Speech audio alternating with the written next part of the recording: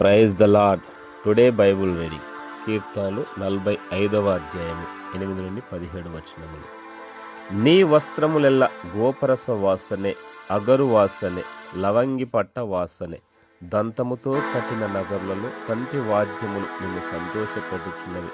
నీ దయనొందిన స్త్రీలలో రాజుల కుమార్తెలున్నారు. రాణి ఒఫీరు అపరంజితో అలంకరించుకొని నీ కుడి పార్శ్వమున నిలుచుచున్నది. కుమారీ, ఆలకించుము, ఆలోచించి చెవియొగ్గుము. నీ స్వజనమును, నీ తండ్రి ఇంటిని మరువుము. ఈ రాజు నీ ప్రభువు, అతడు నీ సౌందర్యమును కోరినవాడు. అతనికి నమస్కరించుము. తూరు కుమార్తె నైవేద్యము తీసుకొని వచ్చును. జనులలో ఐశ్వర్యవంతులు నీ దయను వెదుకుదురు. అంతఃపురములో నుండి రాజు కుమార్తె కేవలము మహిమగలది. ఆమె వస్త్రము బంగారు బుట్టాపని చేసినది.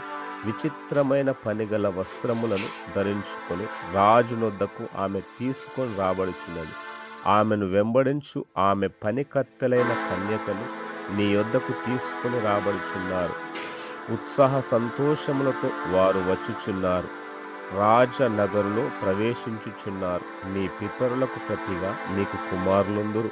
భూమి అందంతటా నీవు వారిని అధికారులనుగా నియమించెదవు.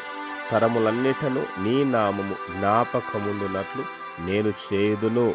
కావున జనములు సర్వకాలము నీకు కృతజ్ఞతాస్తుతులు చెల్లించుదురు. ఆమేన్. God bless you.